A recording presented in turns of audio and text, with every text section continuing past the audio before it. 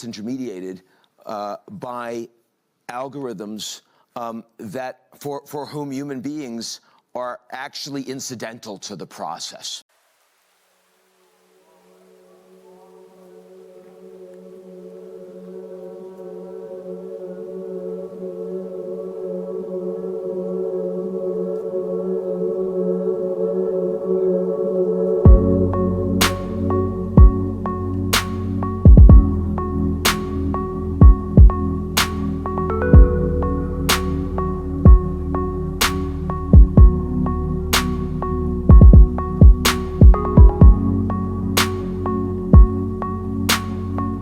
I'm not a physicist, I actually failed physics, but it's like energy, right? It can't be destroyed, it changes form. Trust is not like dry January or drinking coffee.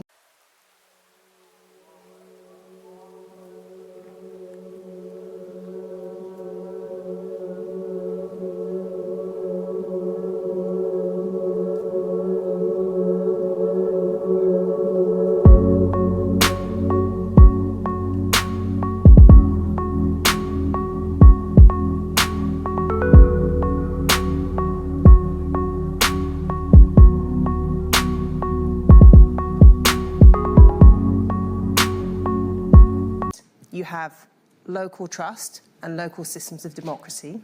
Then you have institutional trust.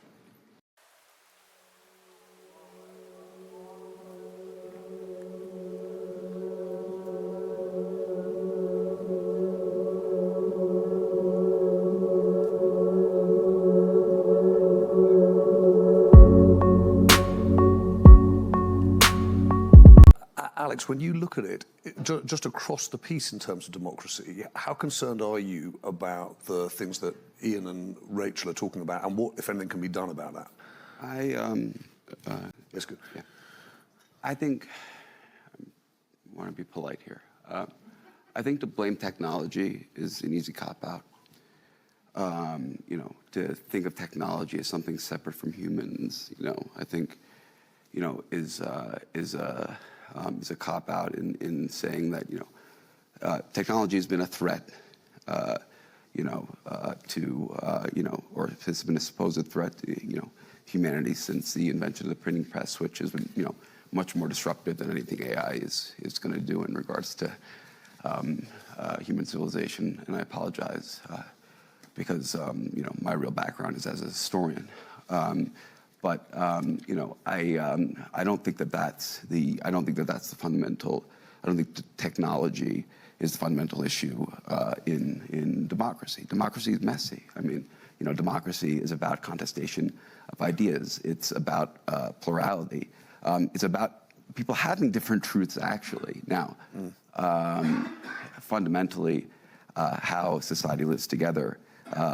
Civically, in those contestations, is obviously you know, quite tricky. But I think that if we play too much on this disinformation card, we're taking responsibility away from ourselves to actually create a narrative that inspires people to vote and to believe, you know, in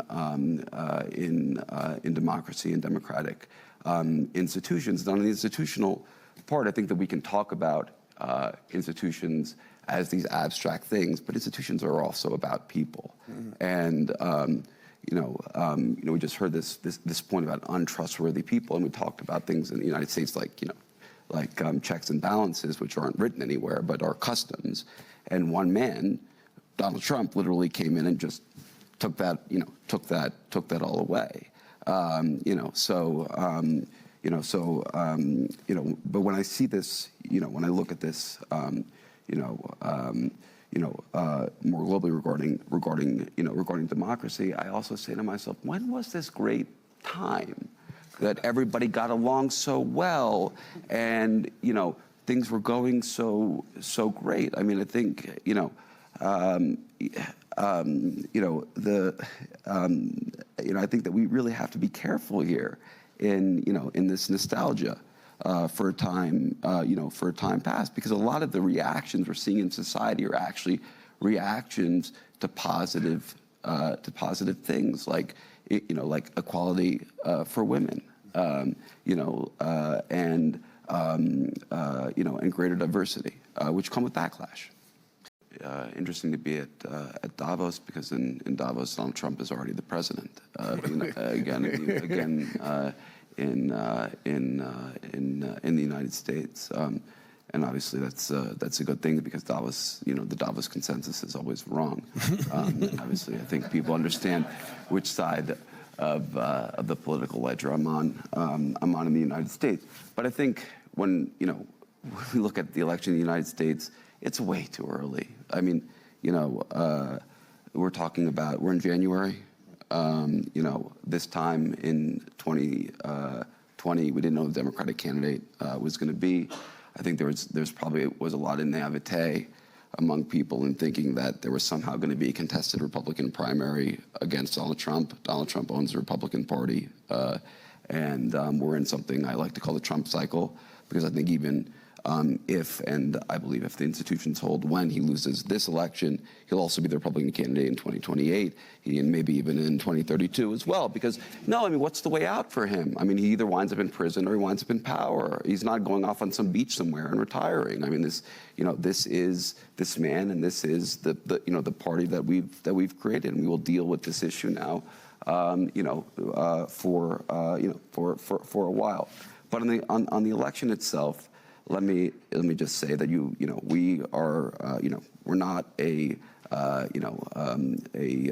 democracy where the person with the most votes win. It's a democracy of states, and we have the Electoral College, and there are 50 states, and there are maximum 7, but probably 6 states that matter, and a minimum 3 plus the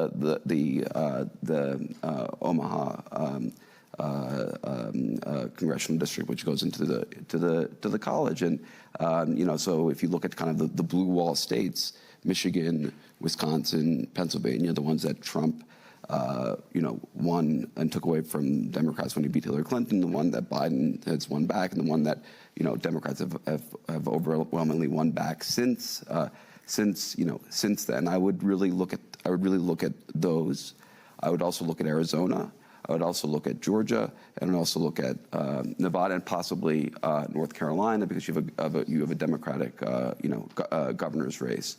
And if you look at those states, Joe Biden's got a pretty good map.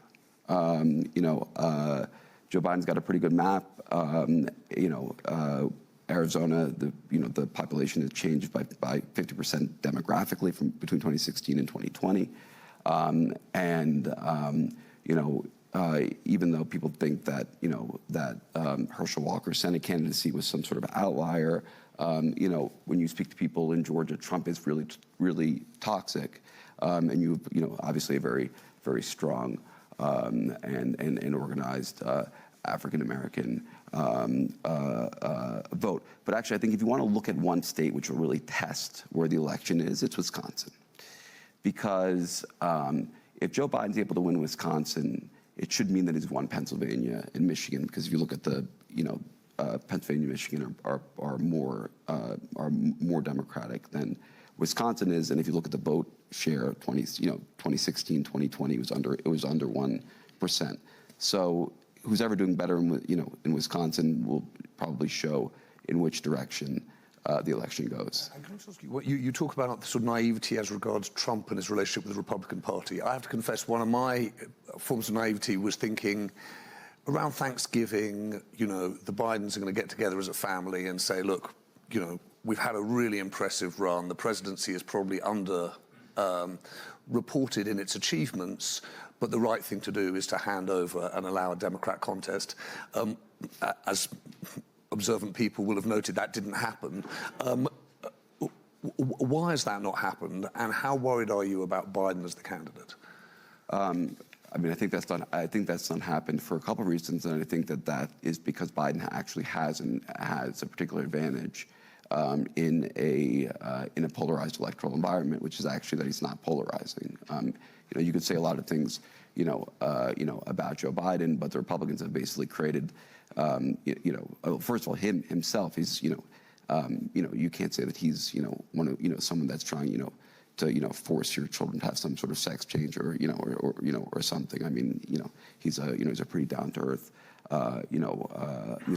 person. And also, we don't actually have somebody in the Democratic Party that's actually polling so much better than him or better than him. I mean, even, someone like Gretchen Whitmer, who, is, one of our most popular governors, she doesn't have name recognition. Incumbency has real power and validity in the U.S. System. But if the 22 election and, no election is alike, if Republicans are going to run these extremist candidates and they have Trump, to have somebody like Joe Biden, who, is not a very polarizing, figure, and Republicans have basically said is essentially demented. I mean, the whole age thing, I think, will actually backfire because they've set a standard where essentially Joe Biden just goes up to a debate and puts 3 words in a sentence together. He's kind of punctured their idea that he's this man that can't even walk and talk. I mean, they've really set the bar so low that that he can completely overperform it. But I think Joe Biden is running because he believes, and I think I don't think many of us have a good counter argument that he's in the best position to win.